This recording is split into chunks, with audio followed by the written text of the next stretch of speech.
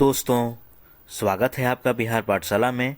आज के इस वीडियो में हम बात करेंगे ल्यूसेंट जी के लेक्चर 4 जो संबंधित हैं ब्राह्मण, आरण्यक तथा उपनिषद से, जो परीक्षा के लिए बेहद महत्वपूर्ण है। तो वीडियो को अंत तक जरूर देखें। जैसा कि इसमें हम बात कर चुके हैं, देखेंगे ब्राह्मण, आरण्यक तथा उपनिषद क्या होती है। संहिता, चारों वेदों को संहिता बोलते हैं। ऋग्वेद, यजुर्वेद, सामवेद, अथर्ववेद को संहिता कहते हैं। संहिता के बाद ब्राह्मण, आरण्यक और उपनिषद का स्थान आता है। इनसे उत्तर वेदी काल के समाज और संस्कृति की जानकारी मिलती है। उत्तर वेदी काल के समाज और संस्कृति की जानकारी मिलती है। ब्राह्मण ग्रंथ वैदिक संहिताओं की व्याख्या करने के लिए गद्य में लिखे गए हैं। जितने भी ब्राह्मण ग्रंथ हैं, जो वैदिक संहिता हैं, जो वेदास हैं, उसको समझने के लिए गद्य में लिखी गई हैं, मतलब इनकी व्याख्या इसमें की गई है। प्रत्येक वेद के लिए अलग अलग ब्राह्मण ग्रंथ हैं। जैसे ऋग्वेद के लिए यजुर्वेद, सामवेद और अथर्ववेद के लिए अलग अलग ब्राह्मण ग्रंथ हैं। प्रमुख ब्राह्मण ग्रंथ हैं ऋग्वेद के लिए ऐत्रेय, कौस्तिकी, यजुर्वेद तैत्तिरीय, शतपथ, सामवेद पंचविंश, अथर्ववेद गोपथ। ऋग्वेद के लिए ऐत्रेय, कौस्तिकी है। यजुर्वेद के लिए तैत्तिरीय, शतपथ, सामवेद, पंचविंश, अथर्ववेद के लिए गोपथ है। ये ध्यान रखना है। ब्राह्मण ग्रंथों से मिलने वाली जानकारी क्या क्या है इसमें? इस ग्रंथों से परीक्षित के बाद, जो परीक्षित कुरुओं के राजा थे, इसके बाद और बिंबिसार से पहले की घटनाओं की जानकारी मिलती है। ऐत्रेय ब्राह्मण में राज्याभिषेक के नियम और कुछ प्राचीन राजाओं के नाम मिलते हैं। ऐत्रेय ब्राह्मण में क्या मिलते हैं? राज्याभिषेक के नियम और कुछ प्राचीन राजाओं के नाम।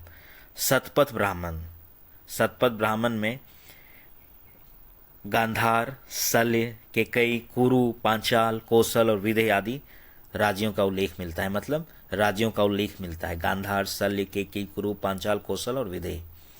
वैदिक साहित्य में ऋग्वेद के बाद शतपथ ब्राह्मण का स्थान माना जाता है। ऋग्वेद के बाद शतपथ ब्राह्मण का स्थान माना जाता है वैदिक साहित्य में। आरण्यक किसे कहते हैं? ब्राह्मण के बाद पढ़ लिए। आरण्यक क्या है? आरण्यक ग्रंथों में यज्ञ से जुड़े कर्म कांडों की दार्शनिक और प्रतीकात्मक व्याख्या की गई है। आरण्यक में क्या है? कर्म कांड से जुड़ी हुई बातें, दार्शनिक की बातें और प्रतीकात्मक व्याख्या की गई है। दार्शनिक फिलॉसफी की बातें करते हैं। उपनिषद क्या है? उपनिषद की कुल 108 मानी जाती है, जिसमें से 13 प्रमुख उपनिषद माना जाता है। उपनिषद में आत्मा, ब्रह्म जो एक सिंगुलैरिटी ब्रह्म के बारे में बात बोल करते हैं। ब्रह्म से ही ब्रह्मांड, शरीर और ब्रह्मांड से जुड़े दार्शनिक विचार बताए गए हैं, मतलब फिलोसॉफिकल थॉट्स हैं। अन्य महत्वपूर्ण तथ्य, मैत्रेयानी संहिता, जो संहिता है मैत्रेयानी संहिता से स्त्रियों की गिरी हुई स्थिति का पता चलता है। कैसे? इसमें जुआ और शराब से कंपेयर किया गया है। जुआ और शराब की तरह स्त्री को पुरुष का तीसरा दोष बताया गया है। जैसे जुआ एक दोष है, शराब एक दोष है पुरुष के लिए, उसी तरह स्त्री को भी पुरुष का तीसरा दोष बताया गया है। ये किस में बताया गया है? मैत्रेयानी संहिता में। तो गिरी हुई स्थिति का मेंशन करता है। जबकि शतपथ ब्राह्मण में स्त्री को पुरुष की क्या बोली गई है? अर्धांगिनी कहा गया है। कॉन्ट्राडिक्टरी बातें। शतपथ ब्राह्मण में क्या बोला गया है? स्त्री को पुरुष की अर्धांगिनी कहा गया है। जबालोपनिषद में 4 आश्रमों का उल्लेख मिलता है। हम लोग की 4 जो आश्रम है सनातन में, जबालोपनिषद में 4 आश्रमों का उल्लेख मिलता है। किसमें मिलता है? जबालोपनिषद में 4 आश्रम।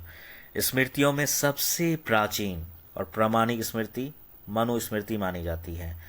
जितने भी स्मृतियाँ हैं, स्मृति में सबसे पुरानी और प्रामाणिक स्मृति क्या है? मनुस्मृति है।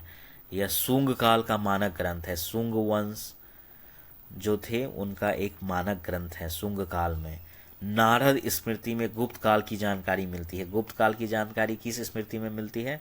नारद स्मृति में। जबकि स्मृतियों में सबसे प्राचीन और प्रामाणिक स्मृति क्या है? मनुस्मृति है।